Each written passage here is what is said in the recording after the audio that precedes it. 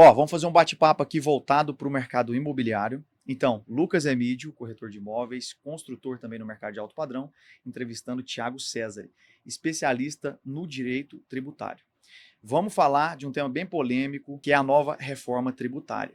E vamos fazer bate-pronto. Pergunta e resposta para você que mexe no mercado imobiliário. Ó, Thiago, prazer falar contigo. Prazer é meu. Especialista aqui em Belo Horizonte. Isso aí, há 12 anos na advocacia tributária em Belo Horizonte. E atende, acredito que o Brasil. Brasil inteiro, com certeza. Pelo digital também a gente atende o Brasil inteiro, principalmente com consultoria tributária. Que legal. Fiquei impressionado com a palestra, gostei. Obrigado. Didática, bem objetiva. Então é o seguinte, vamos lá, vamos começar falando. Sou um construtor ou sou uma pessoa que compro e vendo vários imóveis na pessoa física? O que vai mudar com a nova reforma tributária?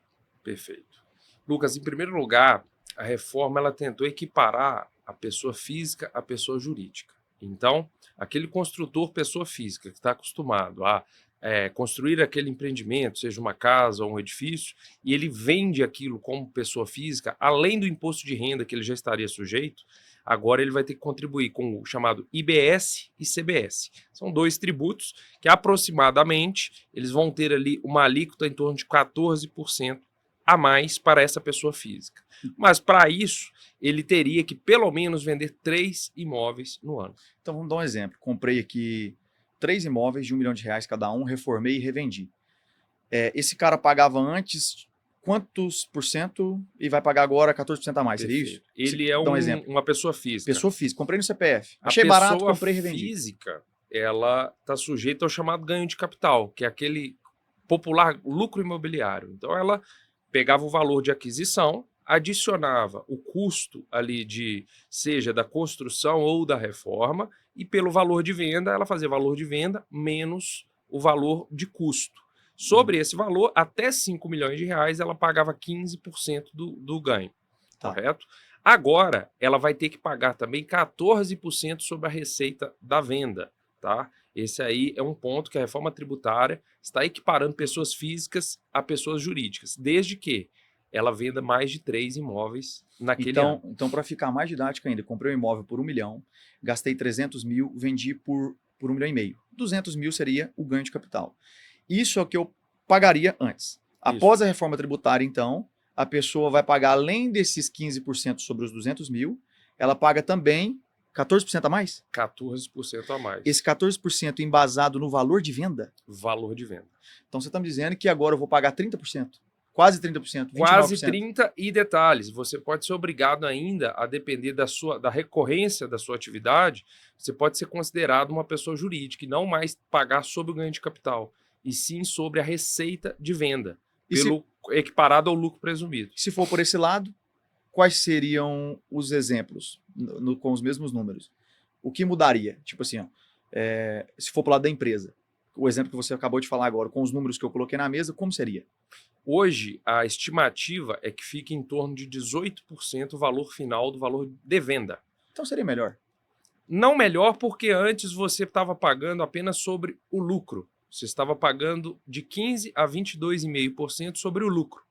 Agora você vai pagar 18% sobre o valor de venda. Qual que é a sua contrapartida? Você poderia apropriar impostos dos custos daquela construção ou reforma. Mão de obra, material, você também pode deduzir os impostos incidentes nesses custos do imposto que você vai pagar posteriormente. Então, há uma balança, mas a tendência é que essa pessoa que hoje está pagando apenas o ganho de capital e está fazendo uma recorrência grande de negócios, a tendência é que o cerco se feche para essa pessoa e ela passe a ser tributada como uma PJ. Então, se a pessoa hoje tem o hábito de comprar e vender e revender, reformar e revender vários imóveis na pessoa física, qual é o conselho de forma resumida para ele? O conselho é que ele estruture uma pessoa jurídica, uma empresa, e busque conhecer bem a atividade ali e o que ele pode aproveitar de impostos dos custos de construção. Da reforma e tal. Porque ele vai reduzir o imposto a ser pago na venda desse Quanto imóvel. mais nota fiscal, menos imposto eu pago. Exatamente. A lógica é mais ou menos essa aí. Sou investidor de estúdios, apartamentos, para Airbnb, short stay, diárias, né? Como se fosse um hotel. O que vai mudar para essa pessoa da antiga reforma tributária para posterior, para depois? É um outro ponto muito polêmico da reforma, Lucas, porque a legislação nova, ela elegeu um número e uma quantidade de imóveis para também aplicar esse imposto, tá? Então, o que foi dito lá pela lei? Ela foi dito que se você tem mais de 3 imóveis e tem uma receita mensal superior a 20 mil reais, você também vai ter que pagar esses tributos sobre as receitas de locação. E para o caso de short stay, Airbnb, essas locações de curta temporada, inferiores a 90 dias, foi estabelecido que a tributação ela vai ser equiparada ao serviço de hotelaria. Então, ela é um pouco maior. O fator de redução da alíquota dela é em torno de 40% da alíquota base. Então, a gente também estima algo em torno de 19% só para essas locações. Para o outro caso, é em torno de 8% que vai ser aumentado. Resumo, então. Eu sou um investidor que eu tenho, de novo, no CPF, 5 apartamentos que estão voltados para o Airbnb, diária. Essa pessoa normalmente paga hoje quantos por cento de imposto? Hoje ela paga 11,53 mais ou menos em uma pessoa jurídica. Se for na pessoa física, aí ela vai pagar 27,5%. E aí depois da reforma, então? Da reforma, ela vai continuar pagando 27,5%, porém vai ser adicionados outros 18%. Porque o 27,5%, bom que se diga, Lucas, é o imposto de renda. Perfeito. O imposto de renda da pessoa física, ele não muda em nada com a reforma tributária. A reforma tributária, ela adiciona tributos que antes não eram pagos na locação. Então, essa pessoa ela vai ser extremamente penalizada nesse aspecto. Possivelmente vai passar aí de 40% do valor que ela recebe de locação. A realidade é que ela vai pagar os 27% e mais 18%, quase 19%. Exatamente. Quase 40%. Quase 40%. Se eu recebo 5 mil reais por mês, significa que mais de 2 mil reais vai de imposto. Mais de 2 mil reais. Caraca. Tá. Então, qual é o conselho para essa pessoa que gosta e tem estúdios de locação para curta temporada? Qual é o conselho posterior à reforma tributária? Olha, eu poderia dar 2 conselhos. O primeiro deles é o seguinte, para aquele investidor ainda que não se decidiu se vai investir ou não. Eu penso o seguinte, vai aumentar, mas vai aumentar para todas as pessoas. Isso não quer dizer que a rentabilidade ainda deixe de ser atrativa. Mas se você antecipar o seu investimento, quanto antes você comprar, certamente você vai conseguir preços mais atrativos, porque para as construtoras, a tendência é que o imposto também aumente. Então, primeiro dos conselhos, antecipe a sua compra. Segundo dos conselhos é o seguinte, tente obter todas as despesas, normalmente as empresas que oferecem a administração desses bens, a administração da locação, tente obter todos os documentos fiscais, porque isso vai reduzir nota fiscal, a nota fiscal, os impostos. E, se possível, você conseguir um planejamento para que você limite a 3 imóveis ou que a sua renda seja inferior a 20 e faça um equilíbrio, seja isso dentro da sua família ou entre pessoa física e PJ, porque a nossa recomendação é sempre que a pessoa transforme isso em PJ. Essa é a recomendação padrão. O caminho. Mas se a pessoa ainda insiste em manter na pessoa física e vê alguma vantagem nesse cenário, é que ela se limite a ter 3, pelo menos, e não passe desse número. Tá, sou pai, tenho 5 imóveis que estão me gerando 30 mil reais por mês pelo Airbnb. Quero manter na pessoa física, apesar de ser errado. Estamos falando que o melhor Não, posso falar que é errado? Não é errado. Seria inadequado. Não é a estratégia mais inteligente. Não é a estratégia mais otimizada. Perfeito. Tá. Mas ela vai continuar na pessoa física.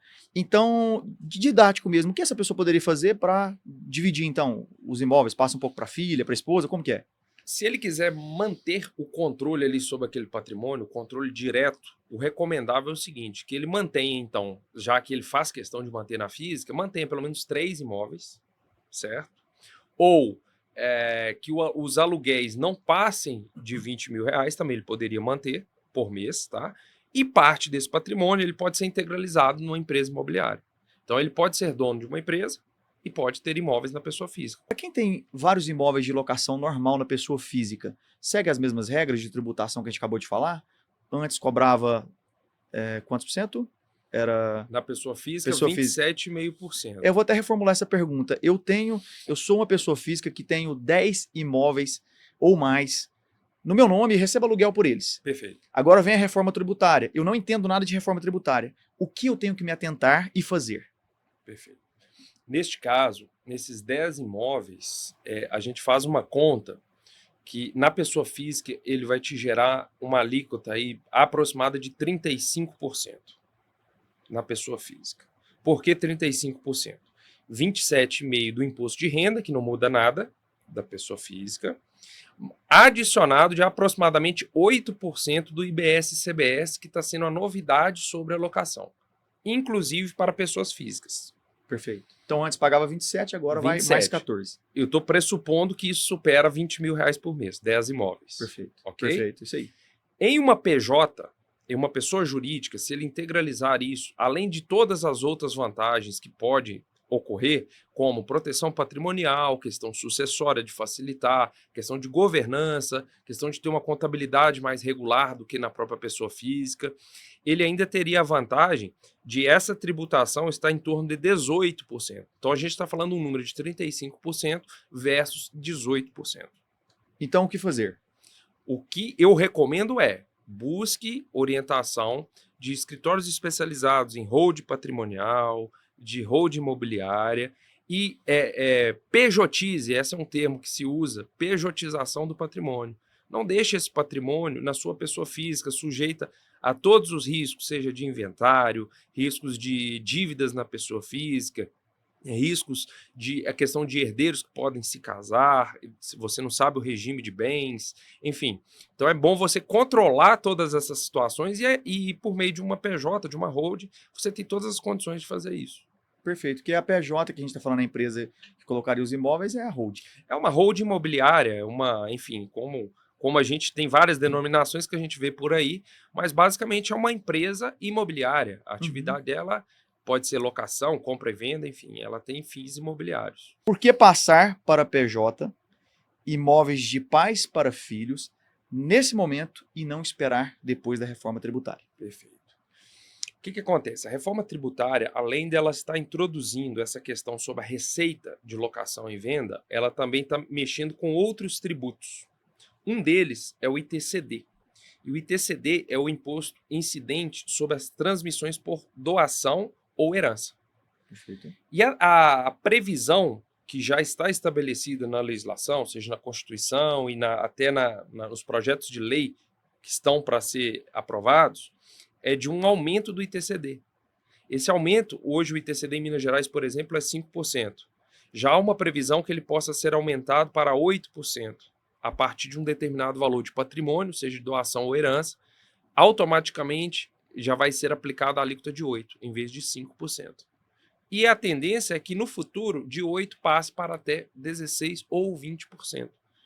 Então, se você tem a condição, antes de entrar em vigor essa legislação, de planejar a sua sucessão, você vai ter uma economia ao transferir o patrimônio para os herdeiros, com todo o seu controle, com cláusulas que vão proteger você, vão mantê-lo no controle desse patrimônio, e você vai ter oportunidade de pagar uma alíquota enquanto ela é menor. Inclusive, Minas Gerais, só para um exemplo, Lucas, Minas Gerais ainda tem outros dispositivos, por exemplo, doações até aproximadamente 500 mil reais, isso aí tem muita gente que não sabe disso, a alíquota que eu falei que é de 5%, ela é reduzida para 2,5%.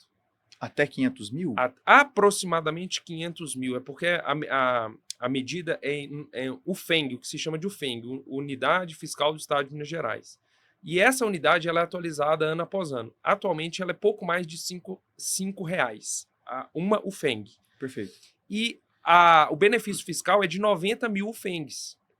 Então, quando você calcula, o valor fica próximo de 500 mil reais. Então, se eu fizer, por exemplo, uma doação para você aqui hoje, em dinheiro, 500 mil reais, eu não vou pagar 5%, vou pagar 2,5%. E uma pergunta, se o pai está doando para os filhos, que tem 3 filhos, 1,5 milhão, vamos fazer menos? 1,2 milhão. São 3 filhos, cada um está recebendo 400. Tem alguma manobra aí que as pessoas fazem errado que dá para fazer? Até posso voltar no seu exemplo de 1.500. Esse valor, ele é contado não por quem está doando, e sim por quem recebe. Então, a cada 500 mil reais que o pai doou ali para o filho, a alíquota aplicável é 2,5%. Ainda que o valor total doado seja maior do que as 90 mil FEIs. Então, nós ainda temos isso na legislação de Minas Gerais, mas nós não sabemos até quando. Isso é um benefício fiscal. A Assembleia Legislativa pode passar a qualquer momento uma lei que modifique esse benefício. Então, imagina você, por exemplo, no caso de imóveis, está lá na declaração da pessoa física do pai, um valor lá, uma fazenda que vale, sei lá, 50 milhões de reais, ela às vezes está defasada lá por 1 milhão de reais. Ao doar para os filhos em dinheiro 1 milhão de reais, ele vai pagar 2,5% nessa venda. Então ele vai pagar 25 mil reais para doar 1 milhão de reais. Que seria fazenda. Não, dinheiro. Ah, tá, perfeito. Em uma estrutura de holding, uma estrutura de, vamos dizer, de planejamento, se os filhos integralizam em dinheiro e o pai integraliza em bens, é possível que, de certa forma, os filhos tenham metade do patrimônio da empresa e o pai metade do patrimônio da empresa. Tendo pago este pai apenas 25 mil reais nessa doação. Então, o planejamento tributário, Lucas, é isso. Não é fazer coisas ilegais. O planejamento tributário é achar o que a legislação nos oferece. É como se fosse abrir a caixa de ferramentas e falar, olha, eu quero isso, o que eu tenho? Quais são as ferramentas para fazer o que eu quero? A previsão está aí. Nós estamos falando de um imposto que eu falei que ele pode passar e irá passar para 8%. No Rio de Janeiro, só para você ter uma ideia, já tem essa progressividade. Imóveis ou bens doados acima de 1.700.000 já caem na alíquota de 8%. Ou seja, 1.700.000 não é um patrimônio gigante, não é um valor exorbitante. Ele já cai na alíquota máxima. Caraca. Então nós estamos falando que o mesmo 1.500.000 doado, que no Rio de Janeiro seria, por exemplo, 8%, em Minas Gerais eu consigo fazer isso no seu exemplo de 3 herdeiros, eu consigo a 2,5%. Mais menos, né? 1.800.000 não dá, né? Não, 1.800.000 não dá. 1.500.000, até 500 mil, entendeu? Basicamente é isso. Eu não sei o valor agora aqui exato, mas... A gente fez uma média, então nós vamos desenhar, que isso aqui é importante. Tem pessoas que não sabem dessa informação e perdem muito dinheiro na hora de fazer a doação de pai para filho. Uhum. Então vamos lá. Uma média de até 500 mil reais, você consegue entrar na estratégia de pagar apenas 2,5% e não 5% como a maioria paga, certo? Certo. Isso em Minas Gerais. Então vamos lá, eu tenho uma fazenda, vou doar para os filhos, são 3 filhos. A fazenda está no valor de documento de 1,5 milhão. Vou doar 3 partes, 500 mil para cada. Então eu consigo pagar 2,5%? Não, aí já é um cenário um pouco diferente. Por quê? Porque ainda que a fazenda esteja no seu imposto de renda por 1,5 milhão, quando você doa o bem imóvel, a Fazenda Pública do Estado de Minas Gerais, a Secretaria de Fazenda, ela avalia o preço de mercado daquele bem. Então ela não aceita você simplesmente falar, olha, porque eu comprei a 1,5 milhão, eu vou doar aqui agora e o valor da doação tem que ser 1,5 milhão. Então ela desconsidera. Porém, o dinheiro, este sim, ele é objetivo. 500 mil reais são 500 mil reais, ele não está sujeito à avaliação. Mas esse dinheiro... Então essa estratégia que é utilizada, ela não é tão simples de doar diretamente o bem, ela envolve você doar o capital, e este capital ser utilizado em outras estruturas, normalmente usando empresas também. Integralização, porque o dinheiro ele sai da empresa e volta para a empresa porque o filho integraliza aquele valor. O filho devolve aquilo à empresa para se tornar sócio. Então essa é uma das várias estratégias que existe o planejamento tributário e sucessório envolvendo holdings e empresas. Mas é sempre preciso, como eu disse anteriormente, Lucas, você se cercar de profissionais que estejam acostumados a fazer essa operação, que já fizeram, que entendem as repercussões das operações, porque qualquer fato que gera economia tributária, ele pode ser contestado. Tem uma diferença na técnica que a gente usa, que se chama de evasão e elisão. Evasão é pagar imposto, deixar de pagar imposto de forma forçada e equivocada. Elisão é você utilizar uma estratégia lícita, legal, para pagar menos impostos. Então, basicamente, você tem que achar o caminho da elisão. Que legal.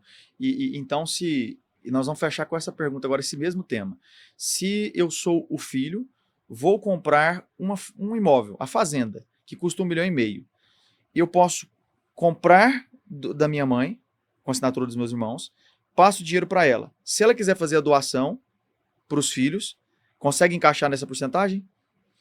Vamos lá, o dinheiro já estava com o filho? Com o ou filho, o dinheiro é era do da filho, é uma mãe? compra. O filho foi lá e comprou o imóvel. Se o dinheiro já é do filho, não faz sentido ele passar para a mãe, ele já poderia comprar direto o imóvel.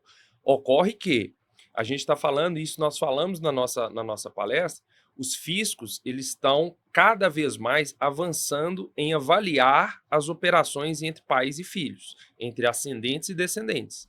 Ao momento que você faz uma compra e venda, e aí você estaria sujeito ao ITBI, a depender do valor real dessa fazenda, o Estado pode entender que você usou uma compra e venda para simular uma doação. Mas e se ele realmente for comprar?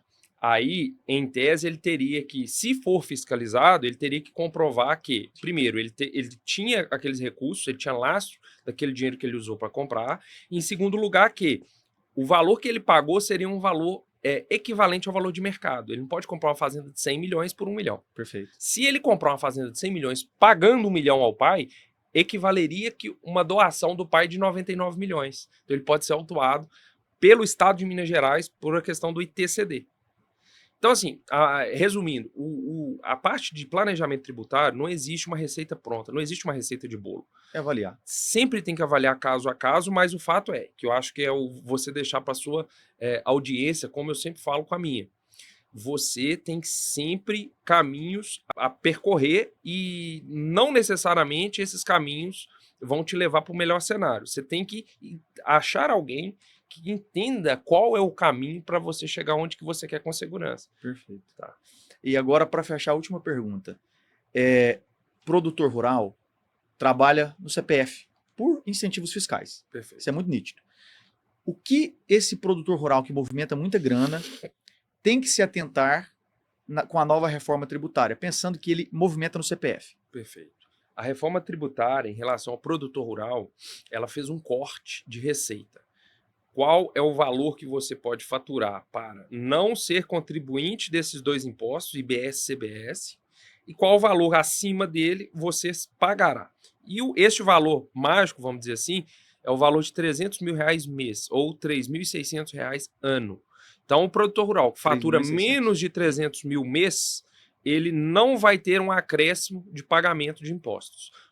O produtor rural que fatura além de 300 mil por mês, esse sim vai ser contribuinte. Então ele vai pagar lá, a gente não sabe as alíquotas finais, mas estima-se que é algo em torno de 26,5% a 28% do valor de venda, apropriando os créditos, como eu expliquei aqui anteriormente, das compras, dos insumos, da mão de obra, enfim, tudo aquilo que gera despesa e tem imposto também, ele deduz do imposto que ele paga. Então agora, voltada para o fazendeiro que movimenta mais de 300 mil por mês. O que vai mudar na vida desse cara, o antes da reforma tributária para o depois?